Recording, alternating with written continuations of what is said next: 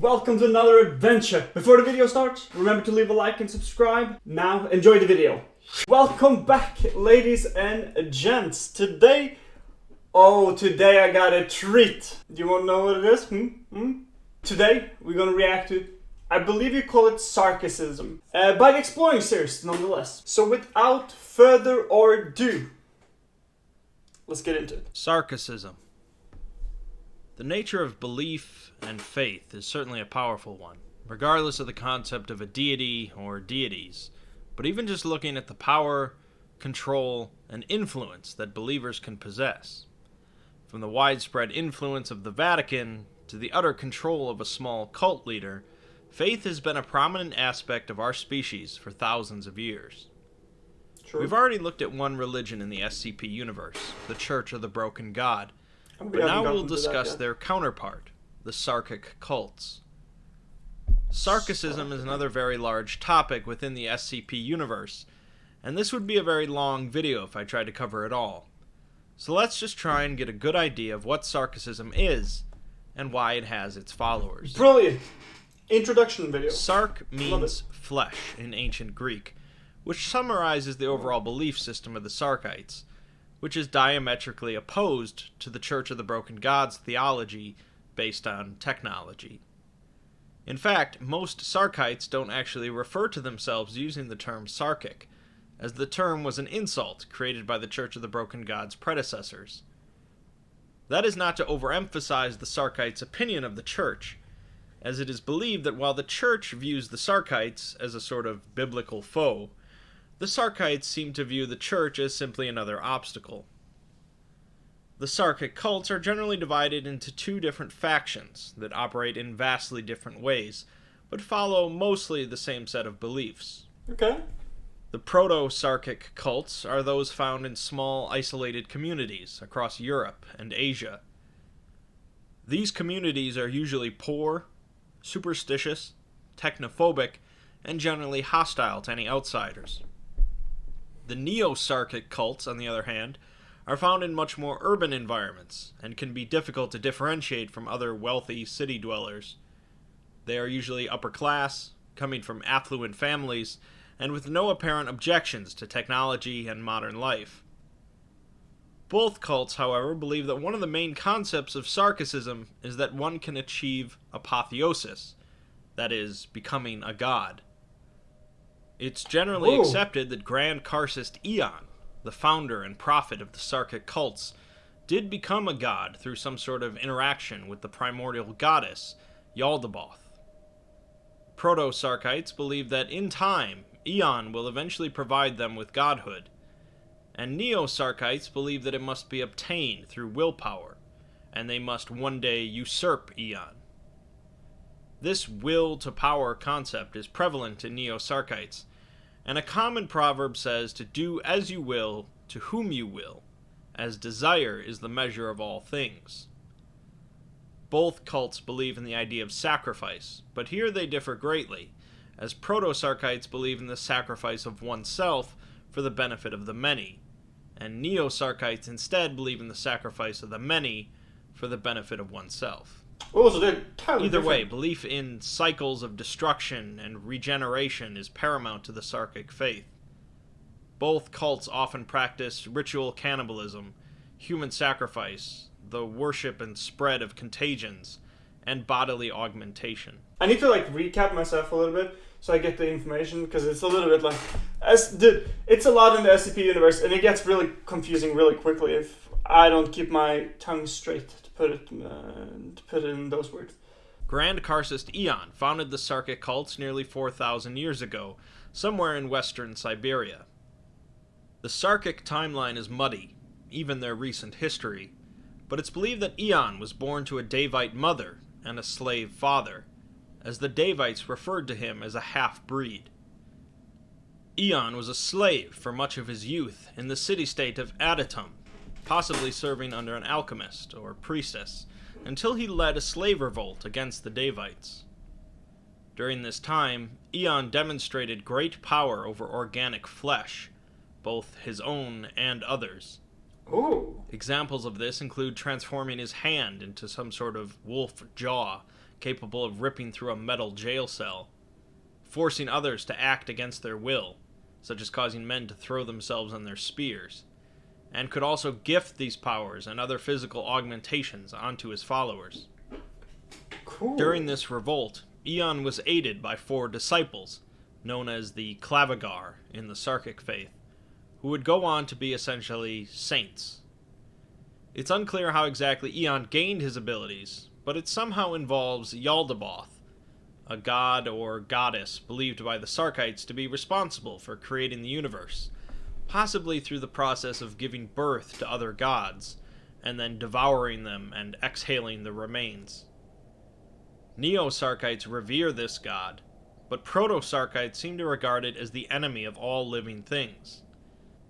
Yaldabaoth is also joined by 6 other entities, known as Archons, which are described as manifestations of primordial chaos. It's said that Eon endured 6 trials given by the Archons, which allowed him to break free from the bondage of mortal limitations. In one text, Eon claims to have murdered Death herself and read the entrails of the Creator. Regardless of how Eon managed to become godlike, his slave revolt conquered the Davites, forcing them to recede, and the Sarkites built a number of cities, largely composed of organic material. The Sarkic civilization experienced its golden age and spread across Eurasia, with their capital being the converted kingdom of Adytum. Their civilization eventually spread into the Mediterranean, establishing a foothold here and colonizing the various islands. It was here where they would encounter the real resistance, however, as the Mechanites, the precursors to the Church of the Broken God, would rise up against them alongside other civilizations. This massive war involved anomalous technology, huge colossi, monstrous abominations, and 20 to 30 million casualties.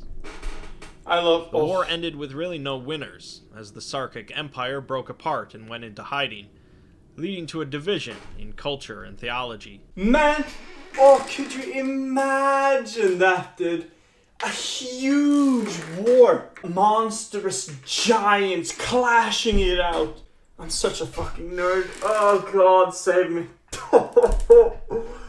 Jesus, that would be so cool. It would be amazing. I'm not gonna lie, dude. I would love seeing something like this. You know, through what he's saying, it sounds a little bit like Sarkicism and the Church of the Broken God are like opposite of each other.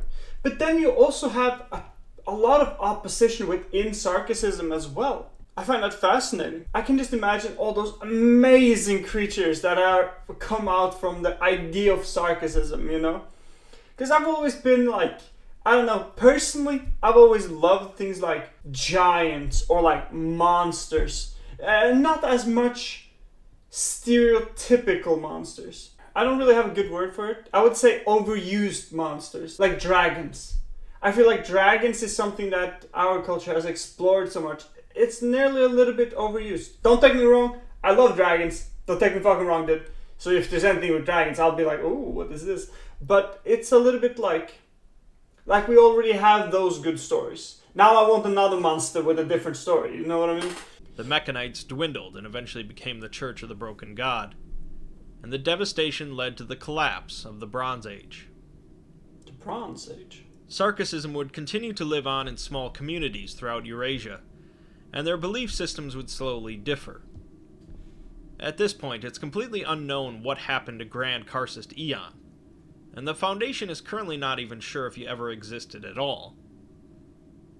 Eventually, certain Sarkites would become intertwined with some noble courts, acting as advisors or court magicians, teaching the lords and ladies about alchemy, astrology, and the occult, while spreading belief in Sarkicism. Ooh. These courts would become Sarkic great houses, practitioners of Neo-Sarkicism that follow their own interpretation of the religion. Both Proto-Sarkites and Neo-Sarkites would maintain their numbers through generations of inbreeding, avoiding genetic defects through Sarkic rituals. And Sarkites have shown vastly lower mortality rates compared to normal populations. But I was gonna say, that sounded like that Russian dude, what is it called? Rasputin. You know Rasputin? He's like a Russian, like, what should we say? A very fascinating character, if we could put it in those words. Sort of claimed to be the devil reincarnated, well, having healing powers, and I nearly feel like Rasputin would be involved in Sarkicism. You know what I mean? It's like Eastern European, very like, it's not like main theology in the sense that it's not like mainstream theology, but he's out there doing like orgies and shit, right? Or he was, at least, when he was alive. Well, let's keep going. Both groups also adhere to a strong belief in secrecy, whether through mistrust or necessity, and so Sarkicism is largely unknown to the wide world. So, most Sarkites present a dangerous threat to the current world order, as the Foundation considers their speculated goals to be fairly apocalyptic in nature, although not all Sarkites are dangerous, such as SCP-2815, a village of inbreds that give out human flesh disguised as fruit that for some reason is safe to eat. They also donate organs and blood grown from a tree to local hospitals. What? That is crazy! Wait, what was that? Dude, they give out fruits that consists of human flesh? Wait, I need to find out. Well, hold your horses. I need to see if I can find this. I need to see if I can find out what SCP that was, sorry. Organ is fruit, such as SCP-2815. They give out human flesh disguised as fruit that is safe to eat. Hello? Am I the only one tripping? What? That is so wild. That is crazy. You know, that's absolutely crazy. Sadly, however, these benign examples are few and far between, and we're left mostly with highly anomalous and dangerous entities. Oh, okay, fair. I would be doing many of these SCPs a disservice by only quickly summarizing them here instead of giving them their own videos, but I'll provide a few examples. Okay. SCP-2480 is one of the more notable ones, a dimensional anomaly located in a town in Massachusetts. The anomaly is causing Sarkite monstrosities to bleed into our reality, either from another dimension or another timeline. The GOC and the Foundation are currently working together to contain the situation, but this is connected with another SCP located in Romania, SCP-2191. Here, a massive entity spread across hundreds of thousands of square kilometers of tunnels, believed to be a concubine of Grand Karcist Eon. This entity is fed liquefied human remains, provided to it by a species of mutated vampiric humans. Oh, Jesus Christ. It's also appeased by locals who provide human sacrifices to minimize seismic activity. SCP-2133 is a proto-Sarkic commune in Russia, whose inhabitants are reincarnated whenever they die, possessing all of their past memories and appearance. What? They deposit their turnip harvests and any gangrenous limbs or tumorous growths in the church every evening, and the village is also filled with dark red tentacles that attack any outsiders entering the church. Beneath the church is an expansive series of tunnels and caverns, where there seems to be thousands of entities growing in eggs, as well as a temple devoted to a Karcist. There is possibly a strong connection between SCP-2133 and SCP-610, the flesh that hates. Oh, we haven't been. I've already made a video covering Really? 610, which Sarkites refer to as the Red Death, and it's believed that this is the Sarkites' ultimate weapon in reshaping the world. Wait, so yeah, no, we have actually been, the flesh that hates. It's a while back now, but we have reacted to it. Ah, so the SCP that was last mentioned is related to the flesh that hates. That's brilliant. If I remember correctly, the flesh that hates was like, in the flesh that hates, any biological material that was close to this certain area, I believe it was in contact with spores that made them fucked up, and made them mutate and stuff. I'm not 100% sure about that. But it was really crazy. It was super fascinating story. Very long though. It was very long story, but it was brilliant. So it's cool that we're getting a little bit of a connection there between 2133.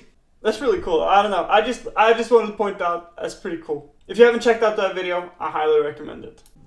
Massive Sarkic organisms containing human DNA are believed to have battled the captured Colossus, SCP-2406, during the war between the Sarkites and the Mechanites.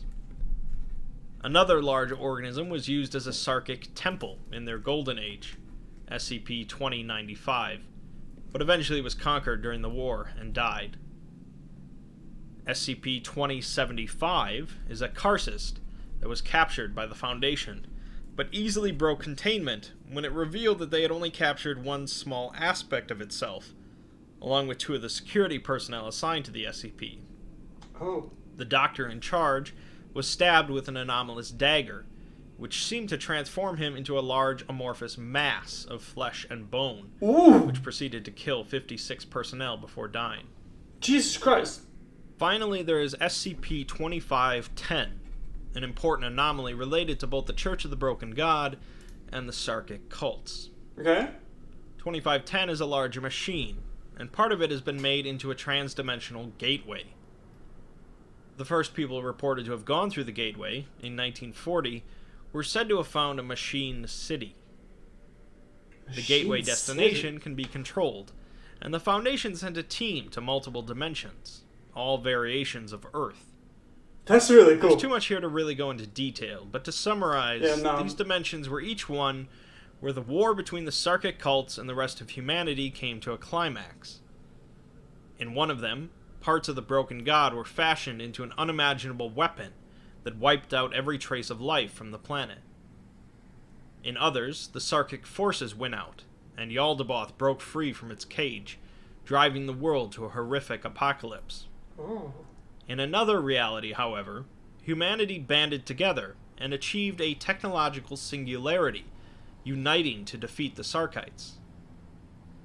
The lesson to be learned from this anomaly is that if humanity doesn't work together and embrace the Church of the Broken God's ideology, the Sarkic cults will win. Since there's really no canon, however, this is just one perspective. Okay. So, this should have provided a good jumping off point to continue learning about Sarkicism as it's continually expanded. Yeah, this was awesome. In the majority of cases, it's very easy to look at the Sarkic cults as nothing more than threats to humanity, and that seems to be the general consensus for most of the community. While some might boil down the conflict between the Broken God Church and the Sarkites to just good versus evil, good fiction is rarely as simple as that. Yeah, that would be too easy. Regardless, Sarkicism and its anomalies are a very interesting blend of religion, folklore, occultism, and body horror. Very true.